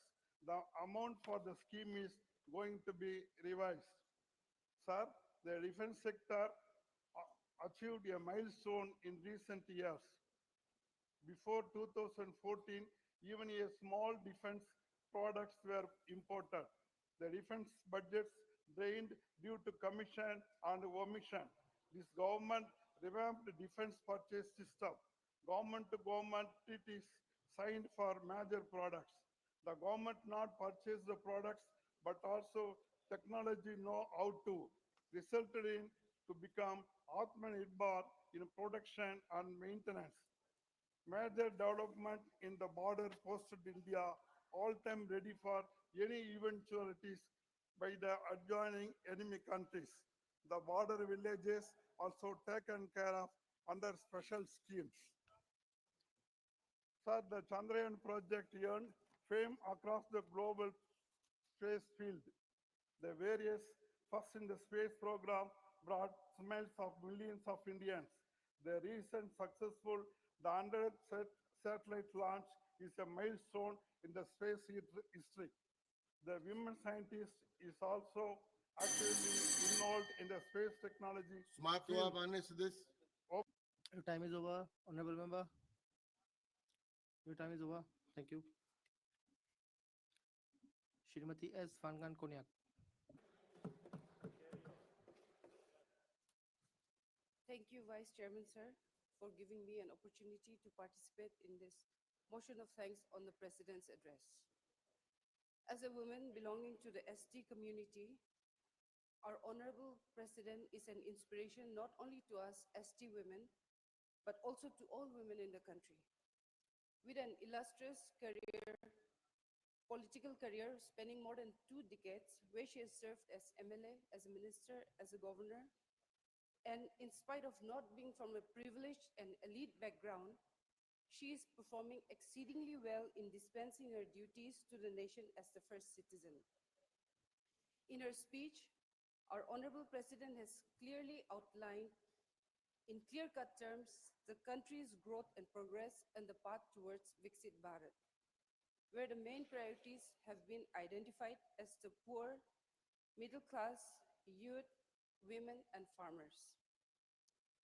Prime Minister Sri Narendra Modi's vision for Amrit Kal is centered on establishing Viksit Bharat by 2047. The Modi government has set India on the path to becoming the world's third largest economy, driven by the principles of service, good governance, prosperity, and pride. This vision emphasizes sustainable growth, technological advancements, and a welfare system that benefits all citizens. The Modi government is intensifying its focus on inclusive growth by prioritizing the welfare of Garib, Yuva, Anadat, and Nari. Significant initiatives include the expansion of the Pradhan Mantri Awas Yojana, targeting an additional 3 crore households to ensure housing for all. Under Prime Minister Modi's leadership, the Jan Dhan, Aadhaar, and Mobile Jam Trinity has revolutionized direct benefit transfer, and this has streamlined pensions, scholarships, and essential subsidies. The Pradhan Mantri Jan Dhan Yojana has opened 53 crore bank accounts.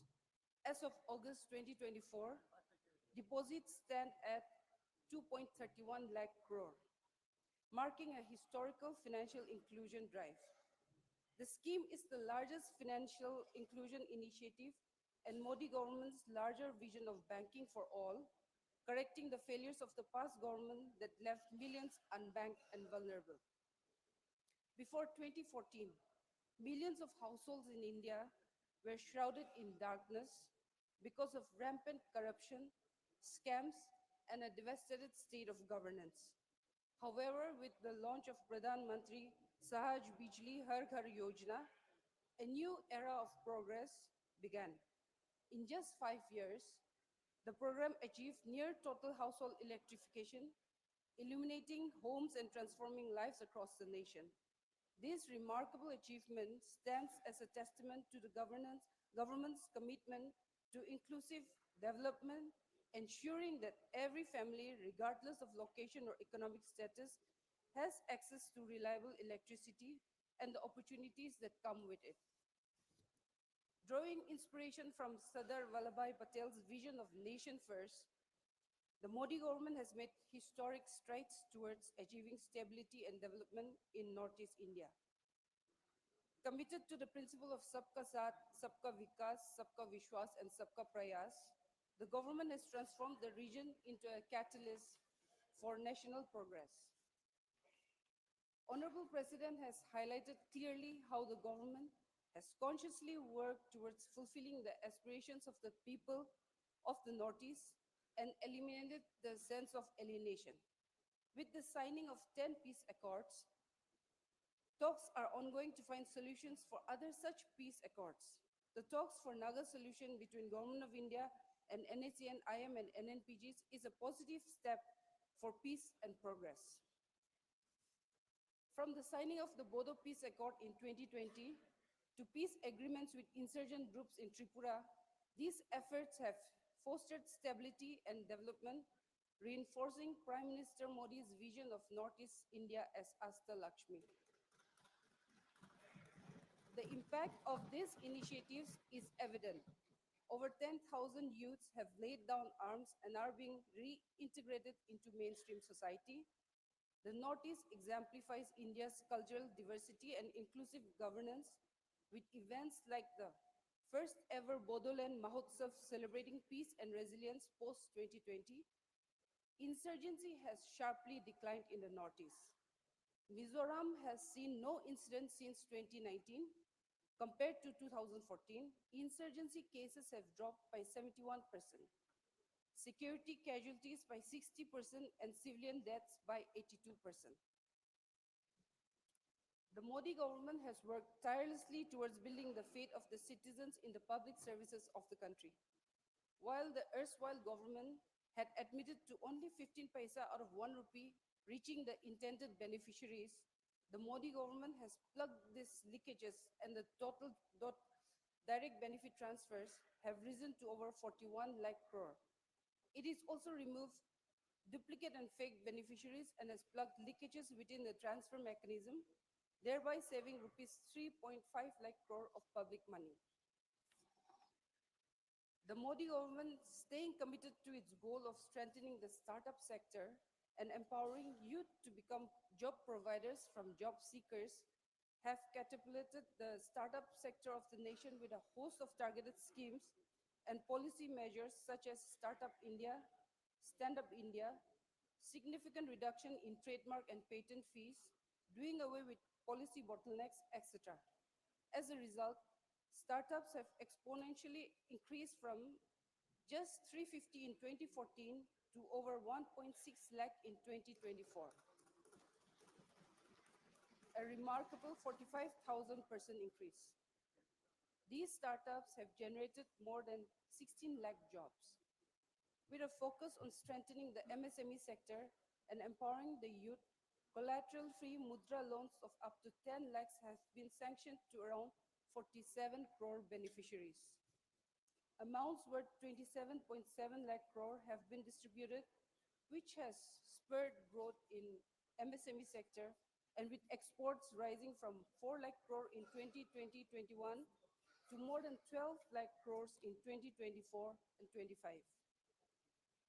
Due to significant development efforts of the government, India now ranks 63rd in ease of doing business.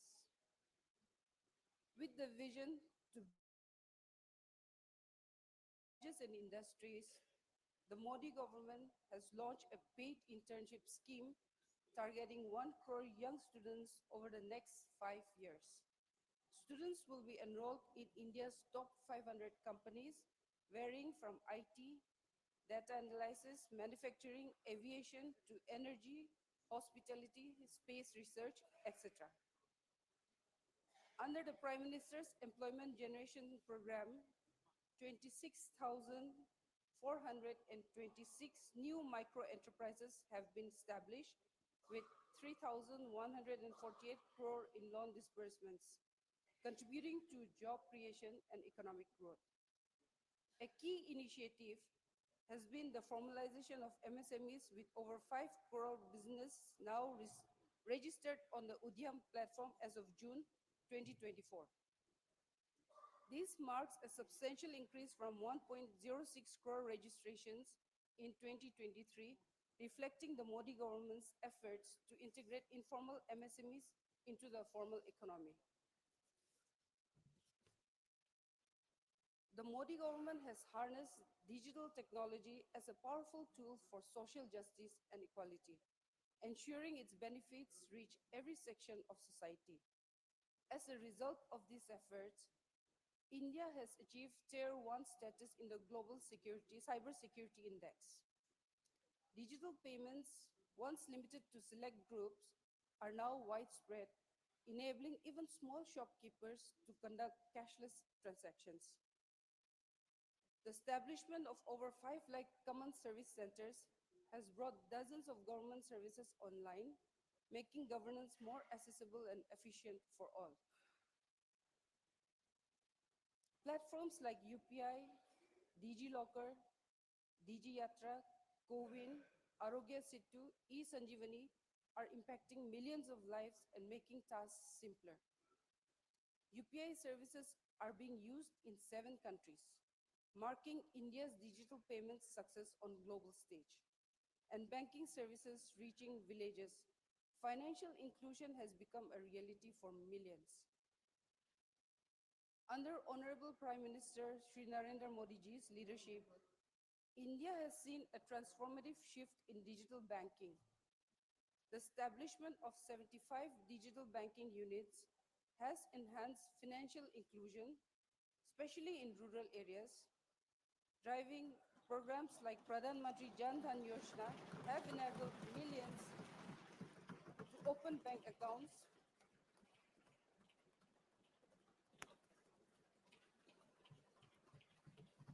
Since the Modi government took office, significant strides have been made to enhance and expand air travel infrastructure, connecting regions across India. The number of airports has grown from 74 in 2014 to 157 in 2024. The plans of the government in its historic third term under Honorable Prime Minister Narendra Modi ji has been clearly outlined. The four key principles of service, good governance, prosperity, and pride at the core of its governance has been stressed in her speech. 25 crore people who have overcome poverty will now be the backbone of India's growth. This neo-middle class has emerged as the key driver of the country's socio-economic progress. This transformation is not just an economic shift, but also a societal evolution with the middle class taking center stage in areas like sports, startups, space exploration, and technological advancement. The formation of the 8th Pay Commission will pave the way for a salary revision, which will benefit lakhs of government employees. The NDA government under Honorable Prime Minister Modi has ensured transparency through direct benefit transfer. This is the outcome of the government's flagship program, Digital India, which was launched in 1st July 2015, with a vision to transform India into a digitally empowered society and a knowledge economy. The success of UPI is a testament to the government's belief in its citizens' ability to adapt to technological intervention if it is available and cost-effective. In conclusion, in her address, our President has clearly outlined the direction that will lead to the fulfillment of Viksit Bharat, guided by the ideals of our Constitution.